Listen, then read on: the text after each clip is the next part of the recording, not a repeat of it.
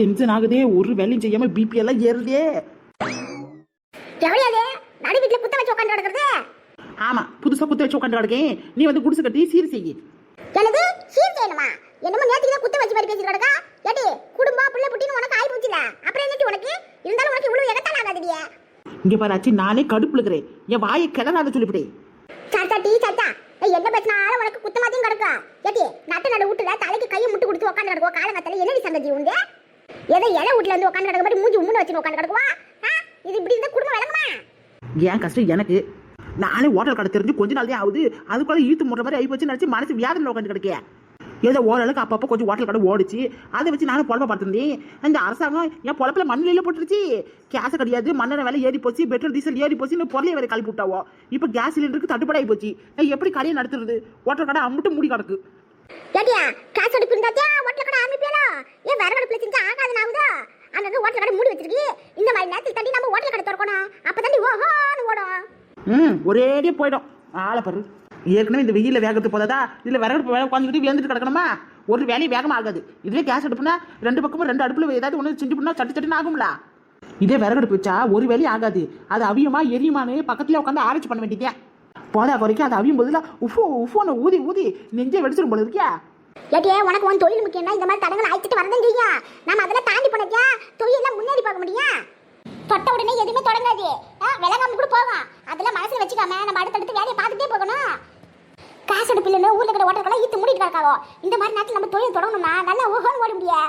Voter கடை பக்கத்தில் சின்னதாக ஒரு அடுப்பு போடு, அதை இட்லியை ஊற்றி வை, சுடு சுடு வெந்துட்டு கிடக்கும். வர்றவங்களுக்கு எடுத்து கொடு, சூடாக சாப்பிட்டு சூப்பராக இருக்குன்னு சொல்லிட்டு போவாங்க. பற்றிக்க சட்னி சாம்பார் எல்லாம் இந்த கரண்ட் அடுப்பு கிடக்கலாம், இண்டக்ஷன் கரண்ட் அடுப்பு அது ஒன்று வாங்கி போட்டுக்கிட்டு சட்னி சாம்பார் அதில் செஞ்சுக்க. வடை இட்லியா அதில் அடுப்பில் போட்டு அவிச்சிக்க. ஆச்சி, அருமையான ஐடியா. இவ்வளவு நேரம் கன்ஃபியூஷன்ல கண்ணுல இருந்து கண்ணீர் வராத குறையா கதறிட்டு கிடந்தி. நீ வந்து கத்துனதுக்கு அப்புறம் தான் இப்போ எனக்கு ஒரு தெளிவா வந்திருக்கு. நல்ல ஐடியா போ. இதுக்குதான் என் அருமையான ஆட்சி வேணும்னு சொல்றது. ஆச்சுக்குட்டி ஆச்சுக்குட்டி சரியா போச்சு. அடே என்னதான் கேஸ் அடுப்புல செஞ்சு திங்குறாளாம், அதுல மட்டும் ருசி வராது. இப்ப கூட போய் பாரு, பழைய காலத்து ஹோட்டல் கடலாம் அடுப்புதான் பத்தி வச்சு ஆக்கிட்டு கிடப்பாங்க. அந்த அளவுக்கு அங்க கூட்ட குமிஞ்சிட்டு கிடக்கும். டேஸ்ட் நல்லா இருக்குன்றது கண்டிப்பா. நாங்கெல்லாம் இட்லியே அந்த மாதிரி அடுப்புல வச்சு சாப்பிடுவோம். நீ என்னடா முக்கால அழுவுற அது ஊதுறதுக்கு. உடாச்சி, அதை உதவுறதுக்கு நீ வந்துட்டுல, இனிமேல் அடுப்பு அவஞ்சாலும் ஊதுறதுக்கு நீ இருக்கல. உதவி ஊதுதல் ரைமிங்கா கொண்டே விடுவோம் பத்தியா. சரி சரி உடு ஆச்சி. நீ தான் ஆச்சி என் வாழ்க்கையில் அந்த ஒளி வட்டம். இந்த என் மாமியார் கேள்வி இருக்கு பத்தியா, கேஸ் அடுப்புலாம் ஹோட்டல் கடைக்கு நீ மட்டும் கொடுக்க மாட்டேன்னு சொல்லி நியூஸ் போட்டாவும் பாரு. உடனே அந்த அம்மாவுக்கு செம்ம குசியாகி போச்சு பத்திக்க. இந்த ஹோட்டல் கடை இருக்கிற வசதி தானே இப்படி ஆடிட்டு கிடந்த, இனிமேட்டு இப்போ என்ன பண்ணுவேன் இப்போ என்ன பண்ணுவேன்னு என்னை பார்த்து நக்கல் அடிச்சுட்டு கிடந்துச்சு. 2 நாளா என்னை பார்த்து கிண்டல் கேள்விமா பேசிட்டு கிடந்துச்சு பத்திக்க. இப்போதியா அது மூஞ்சில கறி பேசுற மாதிரி ஒரு ஐடியா உனக்கு கொடுத்துருக்கேன். இனிமேட்டு பாரு, நான் எதுக்கு கவலையே பட மாட்டேன். நீ என்ன பண்ணுறது, நம்ம கடைக்கு பக்கத்தில் ஒரு அடுப்பு செட் பண்ணி கொடுத்துரு சரியா? நான் இனிமேட்டு அதிலே ஆக்கிக்கிறேன். சாரிட்டி இங்க தான் 2 நாள் கிடக்க போறேன். புள்ளியோட பிறந்த நல்லா முடிஞ்சதுக்கு அப்புறம் ஊருக்கு போறேன். அதுக்குள்ள எல்லாத்தையும் சொல்லி கொடுக்குறேன் சரியா? ஆச்சினா ஆச்சிதான். ஐயா அவனா ஆச்சி போச்சுன்னு எடி கை அடிட்டி. நேத்து கடைக்கு போய் புள்ளிக்கு துணியை கொண்டாந்தோம்ல, அதுல போட்டு பார்த்து அளவு சரியா இருக்கான்னு பாத்தியாடி. அப்ப மாட்டிக்கு பத்தாம போயிட்டு போகுது. வளர பிள்ளை கொஞ்சம் பெருசா தொலைன்னு போட்டுக்கணும். கச்சிதமா கொண்டாந்துட்டு அதுக்கப்புறமாட்டிக்கு போட முடியாம இப்படி போகுது. முதல்ல எல்லா துணியும் புள்ளைய குளிப்பாட்டிவிட்டு போட்டு பாரு. பிடிக்காததை போய் மாத்தி வந்துருங்க, இல்லாட்டி அப்புறம் மாத்த மாட்டாவோ. சரி ஆச்சி. சின்ன பொண்ணு ஆச்சி, என்னங்க வாங்க வாங்க. என்னடா இது அதிசயமா இருக்கு, என்ன பார்த்து சிரிச்சாப்புல வாங்க வாங்கன்னு சொல்லுதா? ஒருவேளை வெளியே மலையில வருதா? புயலே வந்தாலும் ஆச்சரியப்படுறதுக்கு ஒண்ணும் இல்ல மாப்ள. அவ அப்படியே அரலூசி மெண்டல். அடிக்கடி சிரிக்கும் இல்ல முறைக்கும், எல்லாரையும் வெறுக்கும். நாம தான் அதுகிட்ட பார்த்து உசாரா நடந்துக்கணும். சரியா சொன்னீங்க ஆச்சி.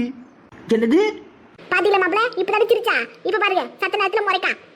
இங்க பாராச்சி, ஏதோ ஒரு நல்ல ஐடியா வாய்க்குல ஊற்றுற மாதிரி கொடுத்துருக்கேன். அதுக்கோசரம் வாய் முடிக்கணும் அமைதியா இருக்க பார்த்துக்க. இதான் சக்கன அரலூசு மெண்டல் அப்படி இப்படின்னு சொல்லக்கூடாது. அப்புறம் நான் ஒரு நேரம் மாதிரி ஒன்றா இருக்க மாட்டேன்னு சொல்லிவிட்டேன். ஐபோடி உன் வீட்டுக்கு மட்டும் நான் பயப்பட மாட்டேன். நான் 3 தலைமுறை பார்த்து விளாக்கா. வாயை மூடிக்கிட்டு அமைதியா உட்காரு. ஐடியாவா? என்ன ஆச்சு சின்ன பொண்ணுக்கு அப்படி என்ன ஐடியா குத்திங்க? கேஸ் இல்லாம ஹோட்டல் கடையில் மூடிட்டாங்கன்னு சொல்லி உங்க அம்மா என்னை பார்த்து எப்படிலாம் பேசினாங்க. இப்படி உன் பொழப்பு சிரிப்பா சிரிக்குதுன்னு சொல்லி என்னை பார்த்து சிரிச்சாவுல. இப்போதியா நான் அவங்கள பார்த்து சிரிக்க போறேன். அதுக்குதான் ஆச்சி சூப்பரான ஐடியா கொடுத்துருக்காங்க. வேற அடுப்புல சமைக்க போறேன். அப்போ இன்னும் வேலை அதிகமா இருக்குமே. அதுக்கு என்ன மாப்ள பண்றது, நம்ம வேலை முக்கியம்ல. இஷ்டப்பட்டு செஞ்சா எந்த வேலையும் கஷ்டமா தெரியாது. கரெக்டு தான். நம்ம பையனோட பர்த்டே கூட பிரச்சனை இல்லை. ஏன்னா நம்ம பிரியாணி தானே செய்ய போறோம், அது அடுப்புல தான் செய்ய போறோம். அதனால நம்ம கேஸுக்கு அவசியம் இல்லை. ஊர்ல இருக்கிற பூரா கேஸ் அடுப்புல செஞ்சு கேஸே இல்லாம போயிடுச்சு. இப்போ விறகு அடுப்புல செஞ்சு விறகே இல்லாம போயிடும் போல இருக்கே. ஆச்சி உன் வாய் வச்சுட்டு சும்மா இருக்க மாட்டியா? இப்பதான் ஏதோ 4 வார்த்தை நல்லதா பேசணும்னு பார்த்தா அதுக்குள்ளார இப்படி நாசமா போற மாதிரி பேசுற. கேட்டு நான் நஷ்டத்தானே சொன்னேன். விறகு அடுப்புல விறகு வைக்கிறதுக்கு வேணும்ல, அந்த விறகுக்கு எங்க போவா? வேற என்ன பண்ண? பக்கத்துல எங்கேயாச்சும் இருக்கான்னு பார்க்க வேண்டியதான், பணம் கொடுத்து வாங்கிட வேண்டியதான். கேட்டு வீட்டுல இருக்கிற பழைய துணியில போட்டு கொளுத்தி போட்டு போக்கி கொண்டாடும்ல, அந்த மாதிரி அடுப்புல போட்டு அடுப்பு எரிய வச்சுக்க. விறகு கட்டிலாம் போகுது போ. இதுவும் நல்ல ஐடியா தான். இனிமேட்டு பாருங்க உங்க அம்மா மூஞ்சி எப்படி சுண்டி போக போகுதுன்னு. என்னைய வம்புத்திட்டு கிடந்தாங்க, இனிமேட்டு இருக்கா அவங்களுக்கு. கேட்டு உருட்டி ஆக வேண்டிய அடுத்த வேலையை வரு. வா போய் காலகட்டத்திலேயே சோறு குழம்பு என்ன ஆக்க வேண்டாமா? உட்காந்து கதை வச்சுட்டு கிடக்கா. கிளம்பு போய் அடுப்புல வெளியே போடுதே வந்து புள்ளைய குளிப்பாட்டி போட்டு துணியை போட்டு பாரு. புது துணியெல்லாம் புது ரூம்ல சாமி மாதிரி தான் வச்சிருக்குவா. ஆமா. அப்ப சரி, முதல்ல நான் எடுத்து கொடுத்த துணியை போடு, புள்ளிக்கு நல்லா இருக்கான்னு பாப்போம். சரியாச்சு, நீ போய் வெண்ணி போடு. அப்பப்பா இப்போதான் என் பொண்டாட்டி முகத்துல சிரிப்பே வருது. என்ன ஒரு தேஜஸ் தெரியுது. எல்லாம் எங்க ஆட்சி குத்து ஐடியா தான் காரணம். அச்சோ குழந்தை அழுகுறானே, முதல்ல போய் தூக்கிட்டு வாங்க. இந்த வரண்டாடே அழுவாதுடா. அத்தை வாமா பச்சிக்கலி, என்ன இப்பதான் எஞ்சி வரியா? அங்க சத்து மாவு கஞ்சி கலக்கி வச்சிருக்கேன் பாரு, சூடு ஆட்டுக்குள்ள எடுத்து குடி. சரிங்க அத்தை. அத்தை சாரி அத்தை, ராத்திரி எப்போ வந்தீங்க? வீட்டுக்கு வர ரொம்ப நேரம் ஆயிப்போச்சோ. நீங்க வந்தது கூட தெரியாம நான் நல்லா தூங்கிட்டு இருக்கேன் போல. சாரி அத்தை, நீங்க வந்தது நான் கவனிக்கல. ஆனா எதுக்குமா இத்தனை சாரி? ராத்திரி நாங்க வர்றதுக்கு 10-11 மணி போல ஆயிப்போச்சு. வேண்டான்னு சொன்னா கூட அவங்க கேட்கல பாத்துக்க. இருந்து சாப்பிட்டு தான் போனோம், ஒரே பிடிவாதம் பிடிச்சாங்க. அந்த நேரத்துல போய் கறி எடுத்து வந்து சமைச்சு போட்டு சாப்பிட வச்சு சமைச்சாவோ. வீட்டுக்கு வரத்துக்கு 10-11 மணி ஆயிப்போச்சு. பார்த்தா நீ நல்லா தூங்கிட்டு கிடந்த, அதை எழுப்ப வேண்டாமேன்னு விட்டுட்டோம். உனக்கு அசதியா இருந்திருக்கும்ல போன இடத்துல, அதனால தான் அமைதி விட்டுட்டோம். உங்க அப்பா அம்மாவோட தூங்கிருப்பேன்னு நினைச்சேன். பார்த்தா நம்ம வீட்டுல தூங்கி கிடக்க போல. ஆமாத்தி, எப்படி இருந்தாலும் நீங்க ராவ் தங்க மாட்டீங்களா? வீட்டுக்கு வந்துருவீங்கன்னு தெரியும், அதனால தான் நம்ம வீட்டுக்கு வந்துட்டேன். அதுவும் சரியா, மாசமா இருக்கிறப்பெல்லாம் வீட்டில் இருக்கையில அங்கே தங்க முடியுமா? அவங்களுக்கும் அது தெரியும்ல. போதா வரைக்கும் உன் புருஷன் கடை காலங்கத்தில் ஆஃபீஸ் போனோம்னா தைய தக்கன்னு குதிப்பானே. அங்கே இருந்து எப்போ கிளம்பி வந்து எப்போ ஆஃபீஸ் போகிறது, 6 நாள் லீவ் போட வேண்டிய ஆகி போய்டுன்னு சொல்லி அப்புறமேட்டுக்கு ஐயோ அம்மானு குதிப்பான். எதுக்கு இந்த வம்புன்னு அர்த்த ராத்திரியாக இருந்தாலும் பரவாயில்லன்னு சாப்பிட்டுட்டு அறக்க பறக்க அடிச்சு பிடிச்சி ஓடி வந்தோம். அவங்க அங்கேயே இருக்க சொல்லி ராவ் தங்கிட்டு காலையில் போங்கன்னு சொன்னாங்க. நாங்கள் தான் மனசு கேட்கல, இதெல்லாம் வேணாம்னு சொல்லிட்டு வந்துட்டோம். இன்னொரு நாள் வந்து இருக்குன்னு சொல்லிட்டு வந்துட்டோம். மறி குழந்தை எப்படி இருக்காத்த? ஆஸ்பத்திரிக்கு போனாவளா? நல்லா தான் இருக்கேன். ஆஸ்பத்திரி போயிருக்காவோ, பிளட் டெஸ்ட் அதெல்லாம் எடுத்துருக்காவோ. 15 நாள் கழிச்சு வர சொல்லியிருக்காங்க. குழந்தைக்கு இதய துடிப்பு வந்திருக்கான்னு பார்க்கணுமா? அப்போ ஒரு அடியாக பார்த்துக்கலாம்னு சொல்லியிருக்காங்க போல.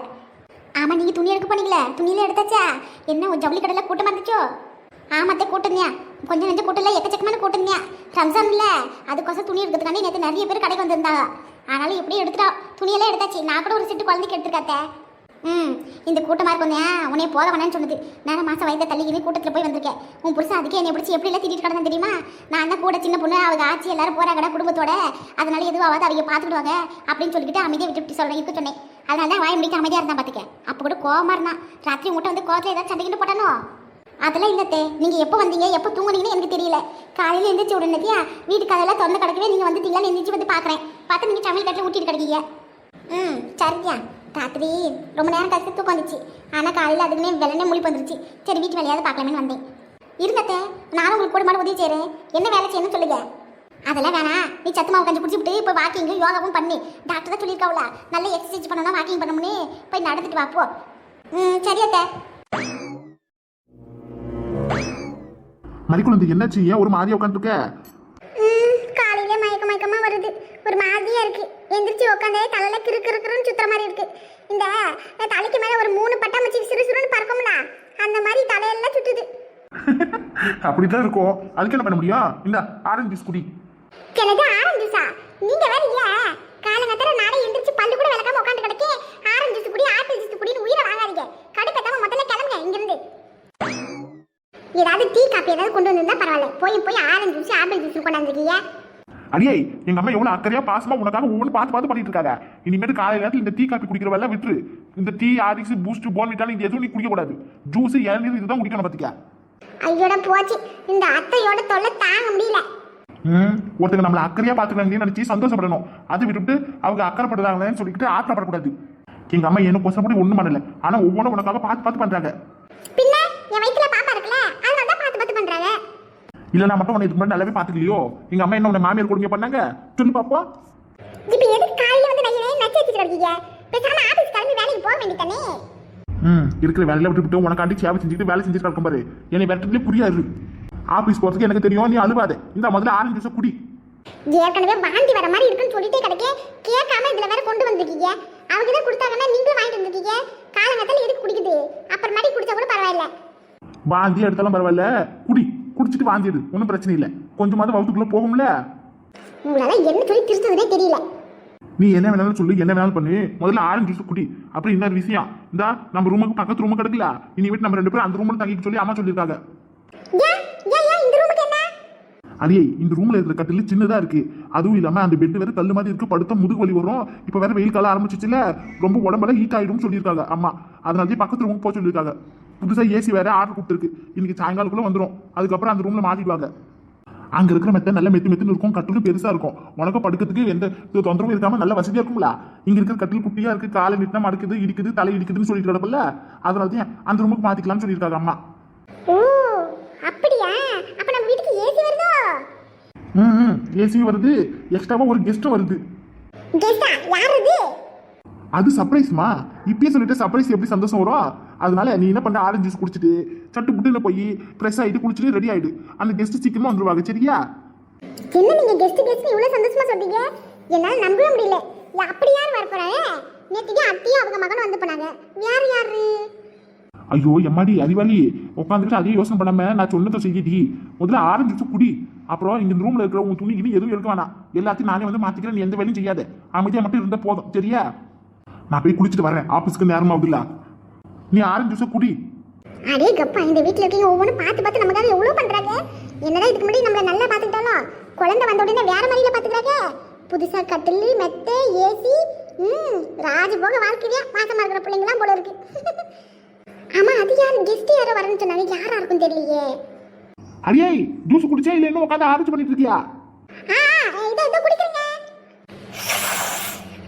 யாரா இருக்கும் அந்த கெஸ்ட்? சரி, எப்படி கொஞ்ச நேரத்துல நம்மளே தெரிஞ்சுக்க தானே போறோம். பாப்போம் அப்படி யாரா வரான்னு.